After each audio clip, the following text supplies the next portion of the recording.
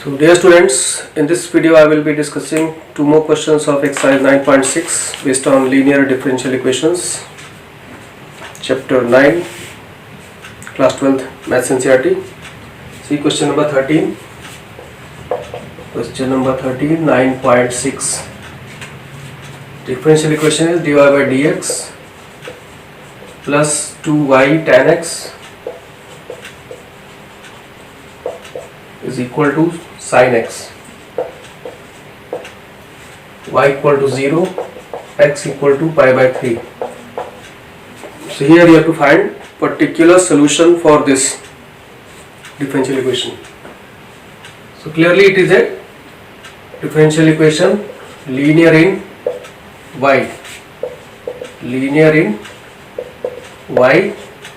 because it is of the form dy by dx plus py equal to Q. Clearly p क्या है यहाँ पे, y का coefficient है, p is equal to 2 tan x और q is equal to sin x.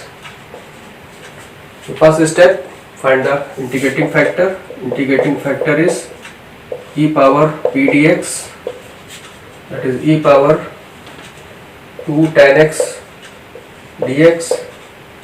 अब ये integrate होगा तो आएगा tan x का integration e power 2 log sec x, और इस 2 को आप sec x की पावर में ला सकते हैं. This is e power log of sec square x, और e पावर log x आपका x होता है, ये आपको फॉर्मूला है, याद रखना चाहिए. e पावर log x होता है, इसलिए ये आपका sec स्क्वायर x आ जाएगा, sec स्क्वायर x. तो इस तरह से इंटीग्रेटिंग फैक्टर आपको मिल गया sec स्क्वायर x. अब इसके बाद जनरल सॉल्यूशन आप फाइंड कर सकते हैं. तो क्लियर है, क्योंकि ये डिफरेंशियल इक्वेशन था आपका लीनियर इन y है, क्योंकि यहाँ पे भी y है और ये भी y है, दोनों y है, लीनियर इन y है. कंपेयर किया, p निकाल लिया, q निकाल लिया, और फिर integrating factor e power integral p dx, p की वैल्यू 2 tan x है, tan x का इंटीग्रेशन log sec x, और ये 2 को पावर में डाल दिया यहाँ पे. इस तरह से आपका इंटीग्रेटिंग फैक्टर आएगा e power. So general solution of given differential equation y into integrating factor equal to integral of q into integrating factor dx. ये फॉर्मूला अप्लाई करना है.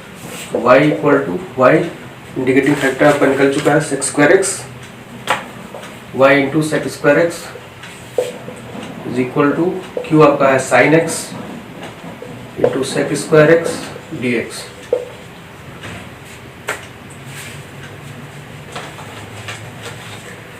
तो आप इसको सिंप्लीफाई करेंगे तो ये आ जाएगा sin x upon cos square x dx. ये हो गया आपका tan x into sec x, और tan x sec x को इंटीग्रेट करेंगे आप तो मिलेगा आपको sec x प्लस c. तो आपका ये जनरल सॉल्यूशन आ गया y equal to y into sec square x equal to sec x plus c. अब इसमें आपको कंडीशन अप्लाई करना है. Putting y equal to 0, x equal to pi by 3 in 1. यहाँ लिख दीजिए. तो y इंटू y तो 0 हो गया, 0 into sec square x equal to sec pi by 3 plus c. Left आया तो 0 हो गया, sec पाई बाई 3 2 होता है, 0 equal to 2 plus c implies c की वैल्यू आ गई -2. Hence required particular solution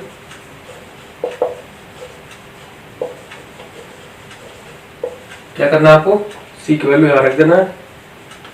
after putting value of c इन 1, यहाँ रख दीजिए वैल्यू. तो क्या आ जाएगा, y sec square x equal to sec x minus 2. c को माइनस 2 दे. इसके बाद इसको आप cos स्क्वायर से अगर मल्टीप्लाई करेंगे, multiplying by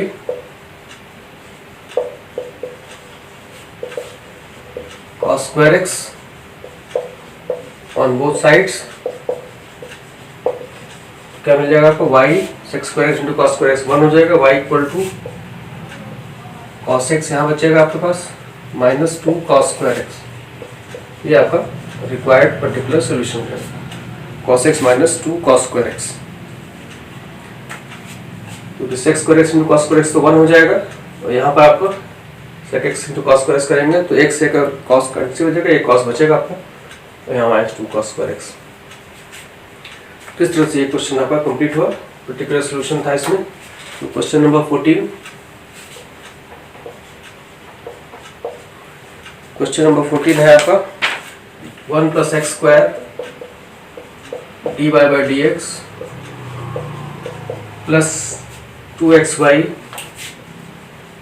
equal to 1/1 plus X square. Condition दिया हुआ है इसमें आपको y equal to 0, x equal to 1। यहाँ भी आपको पर्टिकुलर सोल्यूशन फाइंड करना है।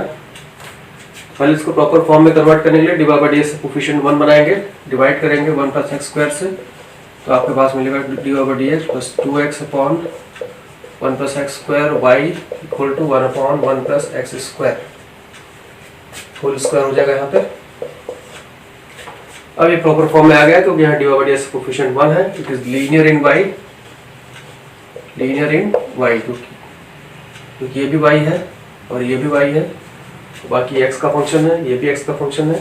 कंपेयर करिए इससे आप, divide by D X plus P Y equal to Q, इससे आपको p मिल जाएगा 2x upon 1 plus X square, और q मिल जाएगा 1/1 plus X square whole square. p और q मिल गया।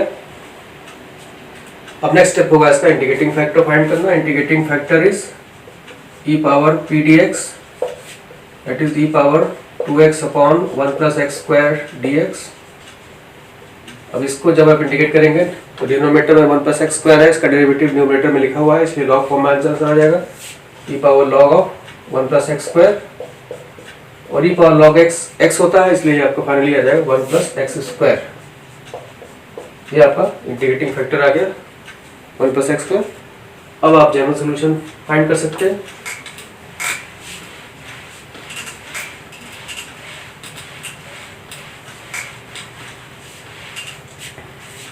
So therefore, hence general solution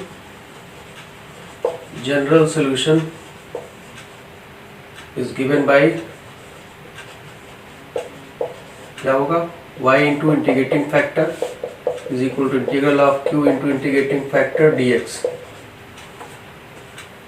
तो y into integrating factor आपका है 1 प्लस एक्स स्क्वायर, q आपका है 1/1 प्लस एक्स स्क्वायर का होल स्क्वायर, और इसमें integrating factor 1 plus X square dx। कितना आ गया,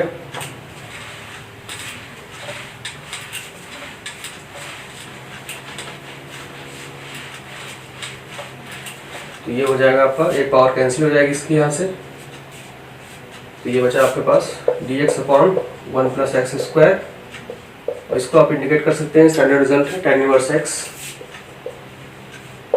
प्लस c। ये आ गया आपका y into 1 plus X square equal to this, question number 2। अब इसमें आप कंडीशन अप्लाई करेंगे, putting y equal to 0, x equal to 1 in 1। नहीं, इसमें आपको इसी सेकेंड इक्वेशन में करना है, इसको इन 2 लिखिए, इसको यहाँ रखिए, y को 0 रखेंगे तो लेफ्ट साइड आपको 0 हो जाएगा, इधर आएगा tan इनवर्स 1 प्लस c, तो c की वैल्यू आ गई minus tan inverse 1, that is minus π/4। ये आपका c की वैल्यू आ गई minus π/4। Putting value of c in second equation, required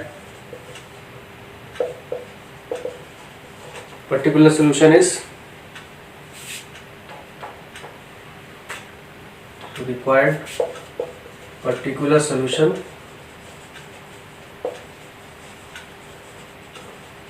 is क्या होगा, यहाँ रख देना आपका value y into 1 plus X square equal to tan inverse x minus pi by 4। ये आपका रिक्वायर्ड आंसर हो जाएगा। ये क्वेश्चन यहाँ पे कंप्लीट हो गया। तो ये दोनों क्वेश्चंस आपके पर्टिकुलर सोल्यूशन फाइंड करने वाले थे। दोनों ही आपके लीनियर इन वाई टाइप के इक्वेशंस थे। तो पहले आपको जनरल सोल्यूशन फाइंड करना है, उसके बाद जो कंडीशन गिवन है उसको अप्लाई करते हुए सोल्यूशन फाइंड कर लेना है, जो पर्टिकुलर सोल्यूशन होगा। So that's all in this video.